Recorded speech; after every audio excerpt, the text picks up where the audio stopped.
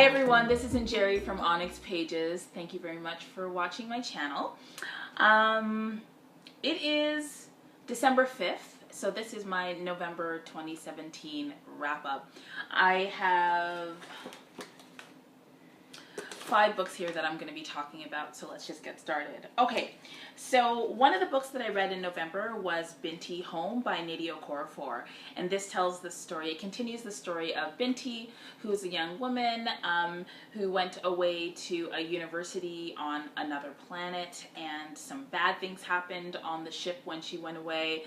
Now she's back home, which is why this, which is the second book in the Binti trilogy, is called Binti Home. So this tells the story of Binti once she returns to her homeland, gets reunited with her family members, and also brings a new friend with her to this land. I really enjoyed this. This was a buddy read with Pretty Brown Eye Reader, so I'm going to put a link to our discussion in this video so that you can take a look at it if you haven't had a chance to already. And I would say that we definitely both really dug this book. I really enjoyed it for a number of different reasons. Okorafor is a very skilled world builder. I really like the characters that she develops. I love the fact that this book tells us about what it feels like to come back to family after we've been changed in some way. And certainly as a person who identifies as queer, I can appreciate the experience of leaving your family and then coming home after many years of not being there and having to reconnect and reform connections with people who knew you back then. And to convince them that you're still parts of who they remember, but other parts of you may have changed quite fundamentally and for all time. So there are a number of reasons why I really enjoyed this this read. I think that I rated it 6 cowrie shells out of 7, so it was pretty high. But I would recommend that if you're interested in Afrofuturism, if you really like YA stories about change and about young women in particular coming into their power, if you really like magical realism as it relates to ancestral connections, and if you're interested in aliens in Africa, then this is definitely a book that you might want to engage in. It was just that she jammed-packed a lot in this book. I think the one thing that I find difficult about this particular read is the fact that there's an issue of violence that doesn't get addressed. It kind of exists under the surface, and I found that a little bit triggering as I read Binti Home and even the first Binti. That issue around violence against women, it lurks in the shadows, it doesn't get named, it doesn't really get addressed, and it's easy to forget. And so I found it uncomfortable for me to have to sort of contend with the fact that that issue was left open.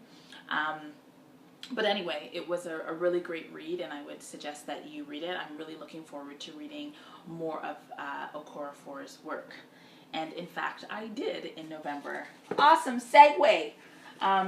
So another book that I read in November was A Cata Witch. Now this was the November pick for the SOULar Powered Afrofuturism Slow Reading Group, and we were a small but mighty group who met just on Sunday last over Zoom, and it was really cool. So we talked about this story, and so A Cata Witch tells the story of Sunny, who is this young woman. Sunny is a black young woman, and she lives in Nigeria, but she also lived in the US.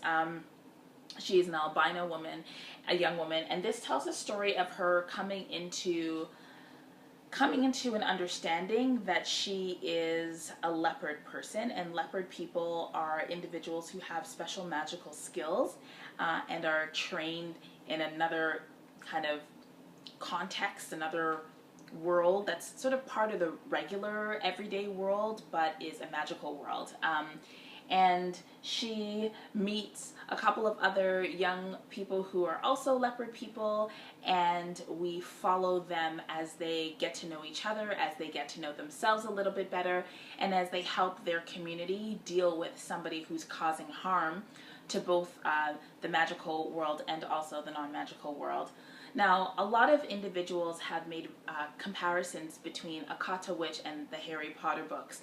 And I think the connection that they're trying to draw is that, like Harry Potter, a Cata witch tells a story of a young person who it has some form of magical lineage but doesn't realize it, and through a number of chance circumstances and also by design gets to understand her power and then realizes how incredibly special she is. And there are a couple of moments, there are a couple of scenes that if you were a true Potterite, you like I am, you would definitely see what people were pointing at. However, I do think that the comparison between a Cata witch and Harry Potter is just not, it's not helpful. Because if you are somebody who reads a lot of magical realism, coming of age, fantasy, and science fiction books that have to do with young people, the trope of the young person who thinks that they're normal and then finds out that they're actually the one or magical beyond measure, that's not an unusual story. Neither is the story that there are magical schools out there. Neither is the concept that there is another world sort of operating at the same time as our own that may or may not function with the same laws of like gravity and physics that we might be used to.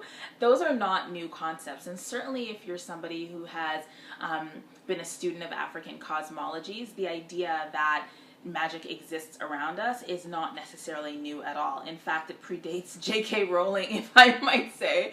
And so I feel like that's a really lazy comparison. As much as I enjoy the Harry Potter books for what they are, I do think that you get a lot more richness, a lot more interesting questions and issues that come out of the Cata Witch book that I think need to be explored.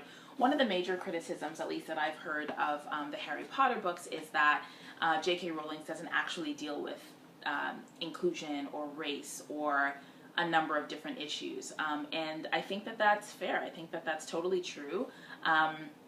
And that's different in the Okorafor book. So in any event, I would recommend that you read them. I don't recall how many cowrie shells I gave a Cata Witch in the review that I did of it, but I'm pretty sure that it's 5.5, 6 out of 7. It was a wonderful read, and I'm really looking forward to reading the sequel of a Cata Witch, which is a Cata Warrior, which has recently come out and that I need to purchase. So that was another read that I did in September.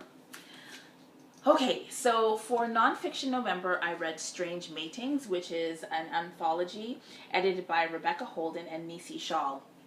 Now, Nisi Shawl is a speculative fiction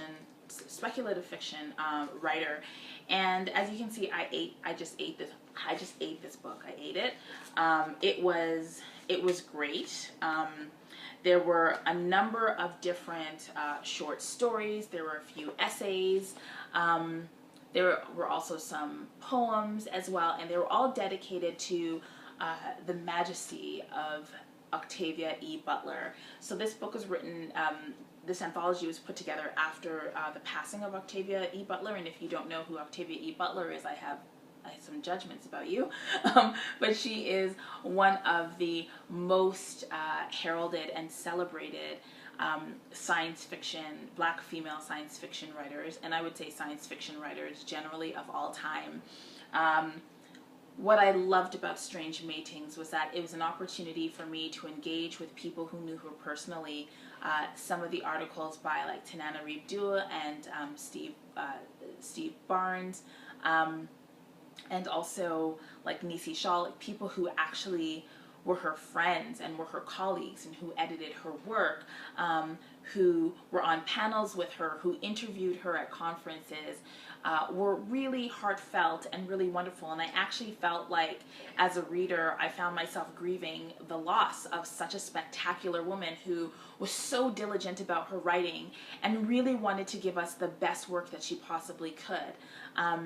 It was it was heartbreaking to read some of these essays about her. One of my favorite essays about her was actually written by somebody, a young woman who actually never met her, but somebody who's inspired by her work and who grew up reading her work and found her own voice as a feminist science fiction writer through engaging with Octavia E. Butler's work. And it was just amazing. So for those of you who have read Octavia Butler and love her work as much as I do, I would definitely recommend that you take a look at this anthology. And if you are planning on rereading her work, this might be a really great companion. Many of the authors in this anthology reference specific stories, plots, character development, struggles that Octavia Butler had with some of the writing that she published, and some of the writing that she wasn't able to before she unfortunately passed away.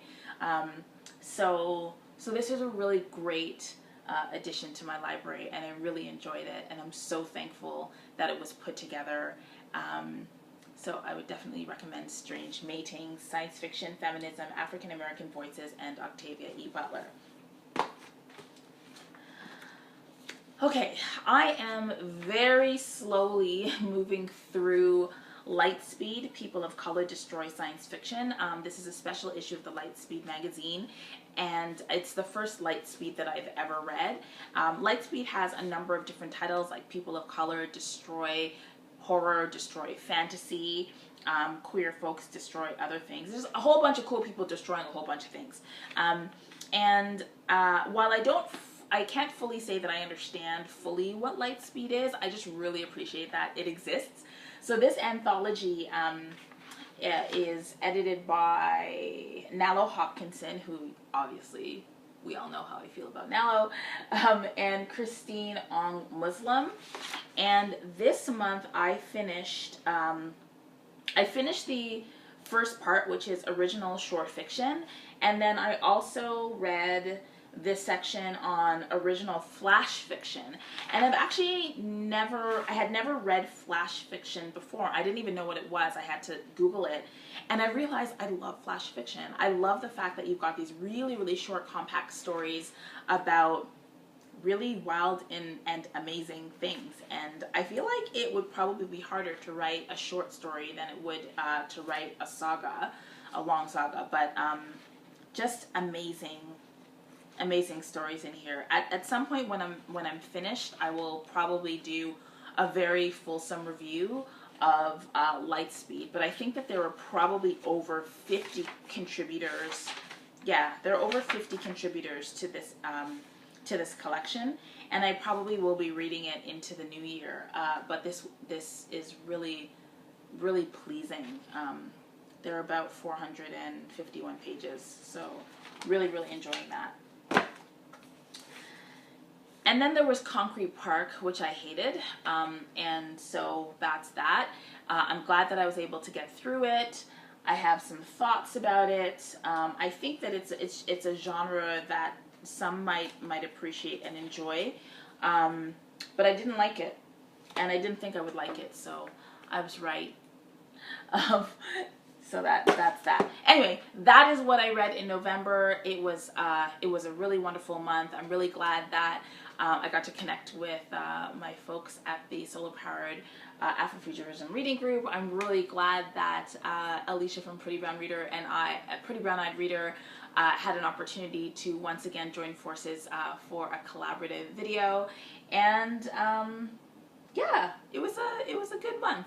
Anyway, thanks very much for watching. If you have watched this video all the way to the end, I would ask you to please please comment, because one of the reasons that I started this channel was because I wanted to connect with people who read from all over the world. So if you're a person who reads and who lives in the world, why don't you comment so, we can connect. And also, if you're not a subscriber, please subscribe to the channel. I would really appreciate that. Okay, thanks for watching ONYX Pages. I'll see you next time.